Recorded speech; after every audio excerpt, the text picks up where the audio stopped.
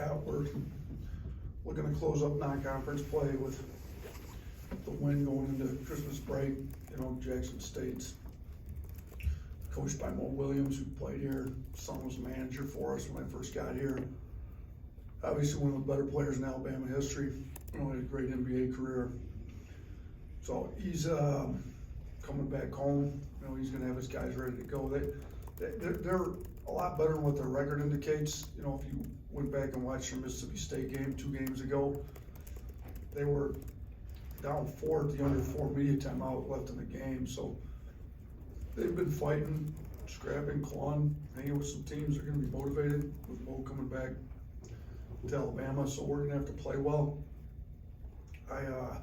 On our end, we're just looking to get back to who we are. Obviously, our defense has been pretty good for most of the non-conference. It allowed us to win some big games, stay in, you know, some games, give us a chance to win, like the Houston one. But it fell apart against Gonzaga. That you know, Gonzaga's really good. You got to give them a ton of credit, but I just didn't feel like we were playing our brand of basketball, particularly on the defensive end. So we're going to try to get back to that before we go into Christmas break, but you know, this is definitely a needed win after coming off the loss against Gonzaga. We'll see how some guys respond, but you know, you can tell a lot about guys how they respond after losses, how they respond after some adversity. Our guys going to be looking to go to Christmas and, you know, leave a day early, you know, or are they going to come in with something to prove on their minds? You know, so we need to come in with something to prove and just get back to guarding like we were guarding a few weeks ago. Charlie? Yeah, Coach, you mentioned Mo. Just what's the relationship there with him, and what have you thought of the way that he's kind of started his career? I know he had 2 years at Alabama State and then going on to Jackson State. Yeah, you know what? He did a good job at Alabama State. Otherwise, he wouldn't have gotten the Jackson State job. You know, he's a guy that I've talked to. You know, when he's come back to town, like I said, his son was a manager for us when we first got here and stayed on with us. So, you know, he's a guy whose pictures on the wall here. You know, you want to remember some of the better players around here. So he's been very supportive, very, you know, congratulatory, and you know, in comments and texts and calls on what we're doing here. You know, he's happy that Alabama basketball is getting back to being good, but you know, he's also a coach that's got his own team that's trying to get themselves righted. So he's going to come in here trying to get a win, but you know, we've got a good relationship with Mo. Thanks. Coach, has been back-to-back games where the defense is giving the board 50 points in the paint. Just what are you seeing from the interior defense, and how you go to improve that? Yeah, we got to do a better job protecting the paint. That's for sure. You know, we've challenged everybody. It's not just our bigs. Obviously, look to the bigs when paint scoring's up. You know, and Charles and Clowney and Gurley and Pringle, like they need to do a better job. But it's also the guards. Like, we're letting the ball get into the paint too much. You know, our guards aren't.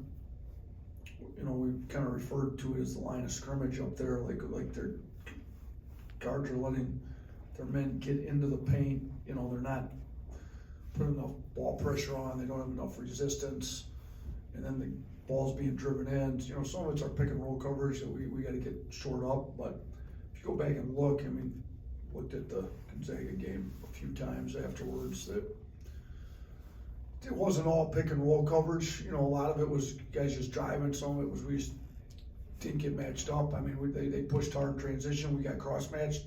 2 guys ended up on somebody else, and all of a sudden, you know, somebody's open for a wide open 8-footer. Well, you know, you guys kind of know we don't take a lot of mid range, but the reason we don't take a lot of those is they're typically highly contested shots that you don't shoot a high percentage on. Well, if they're not contested, you know, the percentages go way up, and we didn't contest very many of them against Gonzaga. So all the percentages go out the window when you don't play hard and contest shots like you're supposed to. So we got to get back to where we're contesting every shot.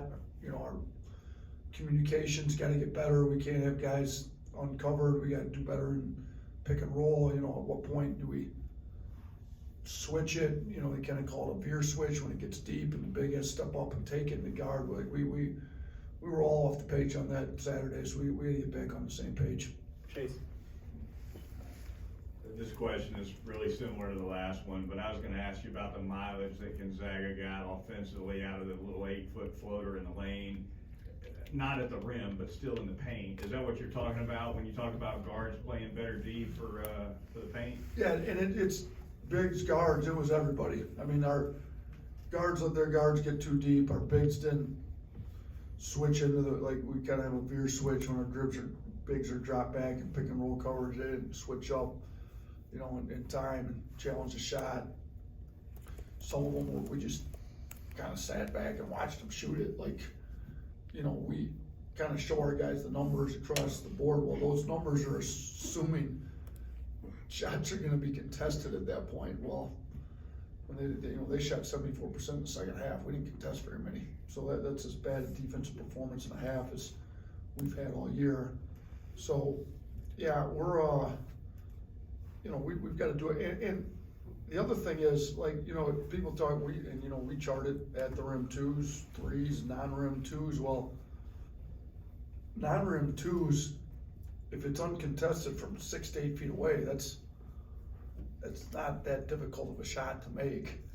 You know, like contested pull-ups from 18, 16 feet, whatever, those are much different shots than uncontested 6 to 8 footers. So, like, when you kind of put in all these percentages, well, there's different shots within the category of non-rim 2s, and we were giving up some of the easiest ones to make without contesting them at all. So, yeah, our defense has to get a lot better. We did a lot of video work on Sunday, you know, practice today. We didn't go super hard. We want to make sure the guys' legs are fresh, and we've got, you know, some guys that are ill within the program. We should want to make sure we're as fresh as we can be for this game Tuesday, you know, before we go into Christmas break. But we did spend a lot of time on video going over some stuff, and I thought practice was a little bit better today. I think we played a little harder. You know, we need to play a lot harder in the game on Tuesday as well. Make sure that all those shots are contested. If they're uncontested shots, it's a good shot for the offense, and it's a bad shot for us to give up. Katie? With Brandon winning SEC Freshman of the Week this week, I think y'all have had an SEC Freshman of the Week as many weeks as not this season. Just with non-conference play coming to a close, how have you seen this freshman class kind of make an impact and adjust to college basketball so far this season? Yeah, so is that 2 for Brandon and 2 for Clowney? Is that what it's been? Mhm. How many weeks have they given the award out? 6. So we've got 4 out of 6. Yeah, I mean, it obviously speaks to the level that our freshmen are playing, and Jaden Bradley's had some really good games too. I mean, if Clowney and Brandon Miller weren't doing what they're doing, Jaden might have won one of these weeks. So, you know, and Ryland's playing good minutes, playing well for us. So we're really happy with the freshman class. Obviously, you know, I think it speaks to what, I mean, Brandon and Noah themselves have done, but in addition to the group as a whole, and it also speaks to, like, we're gonna play guys that give us the best chance to win, whether they've been here for, you know, no years as these freshmen are, whether they've been here 2 or 3 years. Like, we're not, you know, giving guys a free chance, if you will, just because they've been here for so long. Like, you gotta earn your stuff, and I think these freshmen have come in and played well and earned their minutes, and they're playing well. And you know what, we need our veteran guys to play well too, you know, and I've kind of challenged them. I think, you know, let's look at some of the guys that have been here. Charles has helped us win a lot of games. Javon's starting to get, I thought Javon had as good a practice as he's had since he's been back today. You know, we need him to get back at it. We need Noah Gurley to play like he's capable of playing. I don't think he's played up to what he's capable of doing, but our freshmen have been good, particularly when you look at them compared to freshmen across the board. They've been really good, and we need them to be good. It's part of the reason we're in the top 10 right now, and we need them to continue to be good moving forward. Tony? I know you still gotta play one more game in the non-conference, but how would you assess just what the non-conference has been? Does it live up to your expectations? Are you happy with what you guys were able to do? Yeah, I mean, so we've got, obviously, the Big 12 Challenge, so you get the 1 in the middle of conference play. But if you count the 12 that we'll have before SEC play starts, you know, for us to, what are we, 9-2 right now? So we are? Yeah, for us to be 9-2 with a chance to go to 10-2, I think it's been, I think if somebody told me correctly, 2014, 2015 seasons, the last time that we had 10 wins, heading into SEC play. And to do it with the schedule that we put together, and I'm not assuming that we've got 10 wins yet, assuming we play like we're capable of playing and do what we're supposed to tomorrow, if we can get to 10 wins, you know, I think that speaks to the level we've gotten the program here. Just because my guess would be last time they had 10 wins going to SEC play, the schedule looked significantly different than what it looked like for us this year. I mean, it was one of the tougher non-conference schedules in the country. So I would say we've gotten done a lot of what we needed to get done. We've gotten quality wins. I mean, you look at Houston, they went on the road and won at Virginia. That's going to stay one of the best wins in the country over the course of I mean, Houston may not lose the rest of the year. You look at Gonzaga, you know, we lost to Gonzaga, but Gonzaga may not lose the rest of the year. I mean, some of these teams we played, UConn's really good. They're in the Big East, so they're going to have some tough games, but they're going to stay top 5 in the country the rest of the year, would be my guess. So some of these teams we played are going to remain top 5, top 10 teams. We've got wins over. North Carolina's going to start playing much better, in my opinion. Michigan State's going to get healthy and be a contender in the Big Ten again. So these wins have put us in a spot to get a good NCAA tournament seed if we take care of business in the SEC. But they put us in a great spot. But I thought we were in a decent spot last year, and we just didn't continue to improve like we needed to. We need to get better game to game. We got to get our defensive identity back. But if we could get back to who we were defensively, playing well, and take care of business in the SEC and give us, you know, a decent record, we'd set ourselves up to have a pretty good NCAA tournament seed based on what we've done in the non-conference so far. Coach, the guards have played, you know, very well to start the year, but with Marvin's injury, Don Boych hasn't played in the game yet. What are you kind of seeing from the guards? And you kind of talked about it on Saturday that, you know, what are you kind of looking for in that rotation? Who have you seen step up in practice as you get ready for Jackson State? I mean, Jaden Bradley's obviously been stepping up. That's why I put him in the starting lineup. We need Rylan Griffin to continue to get better as a freshman. I think he's, you know, playing hard and wants to really be who we're about, you know, play tough defense. So Rylan's coming along. You know, Dom's injuries you know, we're getting close to getting him back. Hopefully when we come back from Christmas for SEC play, he can be right there, if not ready to go, you know, because I think he can really contribute with his shooting and got some size at like that wing spot. But Quinterly's the one that we all know can be really good for us, you know, and he's came back way sooner than anybody thought. You know, he really wasn't supposed to be back till almost about now.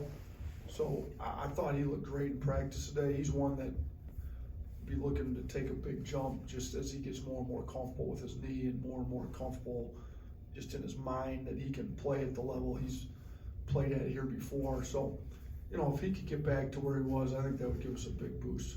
Charlie. Just want to follow up. You mentioned some illnesses. Is there potential that you guys could be without a few players or anything? You know what? There's no like today in film, instead of doing it in the film room, we did it out on the court and spread everybody out. We just, myself included, have been feeling great. I mean, it's just a lot of different stuff going around that I'm trying to keep guys as healthy as can be to where they can get to Christmas break and go home and spend Christmas with their families without being too sick. We need to get through this one last game. It's just, you know, I'm not a doctor, so I'm not going to speak to all immune systems. It seems like there's just a lot more going around this year. We good? Awesome. Thanks, Coach. Yeah, thanks, Coach.